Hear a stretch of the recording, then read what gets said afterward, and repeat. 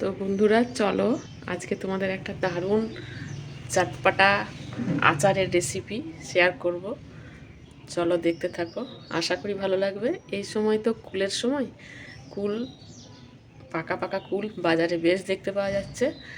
আর চলো তোমরাও এরকম করে কুল কিনে নিয়ে এসে কুলের আচারটা তৈরি করে নাও আর আমার রেসিপিটা ফলো করো। যদি ভালো লাগে তাহলে অবশ্যই পাশে থেকে যেও। তো চলো শুরু করা যাক। কিভাবে আমি কুলের আচার তৈরি করলাম সেটাই তোমাদের সাথে আজকে শেয়ার করব। চলো দেখতে থাকো। তো হ্যাঁ বন্ধুরা, প্রথমে বাজারের কুল অবশ্যই কিনে আনবে।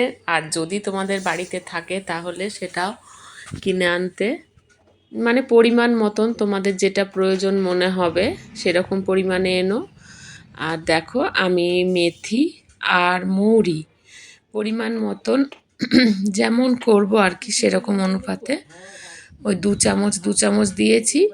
ওই 500 সাড়ে 500 মতন কুল ছিল আমার। এই দেখো 3-4টে লঙ্কা দিয়ে দিচ্ছি আর মেথি দিয়েছি। কড়াইটা গরম করে নিতে হবে কিন্তু, আর হালকা করে একটু ভেজে নিতে হবে যতক্ষণ না সেন্টটা উঠে আসছে ভাজার। তো তার আগে বলে নিই যে কুলটা কিভাবে পরিষ্কার করবে। প্রথমে বোটাগুলো তো একটা একটা করে খুঁটে খুঁটে ফেলতেই হবে। প্রত্যেকটা কুল একটা একটা করে পরিষ্কার করে মানে ওই রকম বোটাগুলো ফেলে দেবে। আর ফেলে দেওয়ার পরে বেশি শুকিয়ে যায় না, এটা কিন্তু লক্ষ্য রাখবে। বেশ মাখা মাখা একটা গদগদে ভাব থাকবে, সেই পর্যায়ে কিন্তু কুলটার আচারটা বেশি ভালো হবে। তো সেই কুলটাকে যখন বোটাটা ছাড়িয়ে নিলে বন্ধুরা, তখন হালকা গরম জল দিয়ে, বাজারের কুল যেহেতু সেহেতু প্লেন জলে না ধুয়ে হালকা গরম জলে একটু ধুয়ে নিলে খুব ভালো হয়, পরিষ্কার হয়ে যায়। নুন যদি একটু দিয়ে দাও গরম জলের মধ্যে তাহলে তো আরোই ভালো। ধরো গাছ থেকে তো কুল পড়ে মাটিতে, সেই কুলটা কুড়িয়ে এনে তো বাজারে বিক্রি হয়।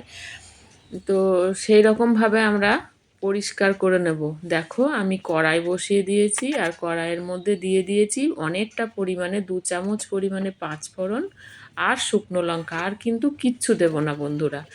আর এই দেখো আমি একটা হামালদিস্তা বার করে নিয়েছি, ভাজা মশলাটা গুঁড়িয়ে নেবার চেষ্টা করছিলাম। তো কুল দেখো এদিকে যেই ফোড়নটা রেডি হয়ে গেল, আমার ওই কুলটা গরম জলে ধুয়ে জল ঝরিয়ে রেখেছিলাম। তো সেটা দিয়ে দিলাম আর একটু পরিমাণ মতো নুন দেব, হলুদ দেব, দিয়ে নাড়াচাড়া করব। বেশিক্ষণ ভাজার দরকার নেই, এটা বেশি ভাজার প্রয়োজন নয়, মানে তেলটার যাতে কাঁচা গন্ধ না থাকে সেই পর্যন্ত করে নেবো। আর হলুদটারও যেন কাঁচা গন্ধ না থাকে সেরকম নাড়াচাড়া করে নিতে হবে। তো আর দেখো আখের গুড় দিয়ে করলে এই আচারটা বেশি সুস্বাদু হয়। দেখো মাকে বসিয়ে দিয়েছিলাম যে তুমি এটা করো, গুঁড়ো করো। এই জিনিসটা গুঁড়ো করতে একটু সময় লাগবে ওই ছোট্ট হামালদিস্তাতে। তো সত্যি ছোট্ট জিনিসে কাজ করা একটু যেন অসুবিধা হয়। তো বন্ধুরা তোমরা ওই হামালদিস্তা যদি তোমাদের খুব সুন্দর থাকে তাহলে ঠিক আছে, না হলে কিন্তু বন্ধুরা আমার মতন অবস্থা হবে। দেখো এদিকে গুড় দিয়ে দিয়েছি আর মাখা চাকা করে একটু ফোটার জন্য অপেক্ষা করছি। এই দেখো ফুটে গিয়েছে, গুড়ের কাঁচা গন্ধটা যাতে না থাকে সেই জন্য একটু ফুটিয়ে নিতে হবে। ভালো মতন করে ফুটিয়ে নেব। আর ফুটিয়ে নেওয়ার পর দেখবে গন্ধটা অন্যরকম বেরোচ্ছে, মানে কাঁচা যে একটা হলুদের গন্ধ বলো, গুড়ের গন্ধ বলো, সেটা থাকবে না। তো সেখান থেকে যাতে গন্ধটা না থাকে সেই রকম করে একটু জাল দিয়ে নিতে হবে। বেশ একটুক্ষণ, অনেকক্ষণ জাল দিলে আবার এই গুড়টা টান ধরে যাবে আর আচারটা টাইট হয়ে যাবে। শক্ত টাইট হয়ে গেলে কিন্তু ভালো লাগবে না। এটা মোটামুটি মাখা মাখা মতন হবে। আর গ্যাসটা কিন্তু অফ করতে হবে, এটা লক্ষ্য রাখতে হবে। আর একটা জিনিস বন্ধুরা লক্ষ্য রাখবে যাতে গুড়টা শুকিয়ে না যায়। আর এই দেখেছো কাণ্ড, আমি তোমাদেরকে এটাই বলছিলাম।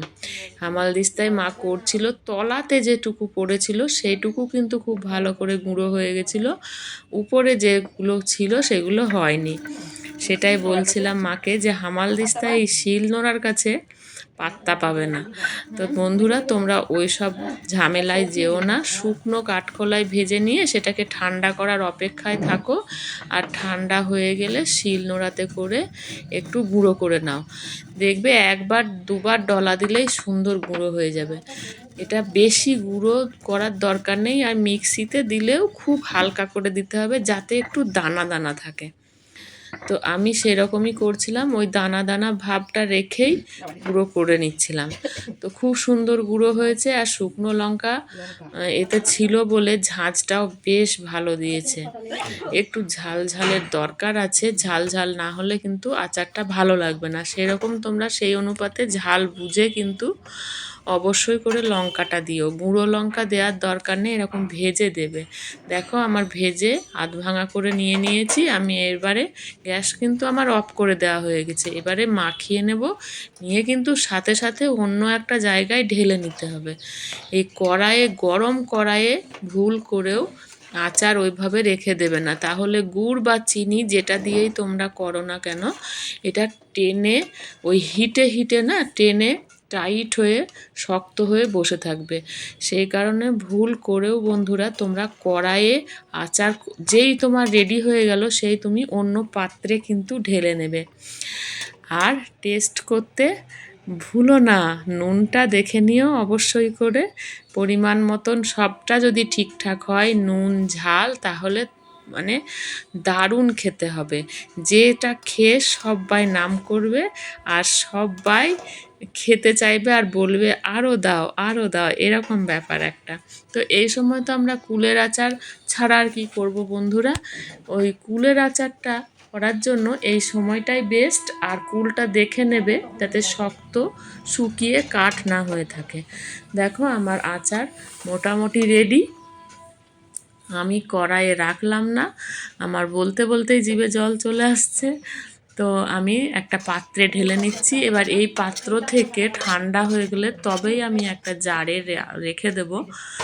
তো এই ঠান্ডা হওয়ার অপেক্ষায় রইলাম। তো বন্ধুরা দেখো আমার আচার একদম রেডি হয়ে গেছে, কুলের আচার।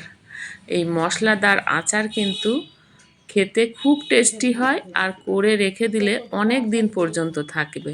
সুন্দর করে কাঁচের জারে যদি তোমরা রাখতে পারো বন্ধুরা, তাহলে অনেক দিন রেখে এই আচারটা খাওয়া যাবে আর থেকেও যাবে, কোনো সমস্যাই হবে না। তো তোমরা তৈরি করো এভাবে। তো রেসিপিটা কেমন লাগলো কমেন্টে জানাতে ভুলো না।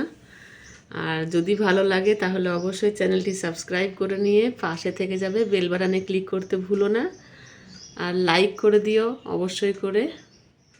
তো চলো আবার নতুন কোনো ভিডিও নিয়ে তোমাদের সামনে হাজির হয়ে যাব।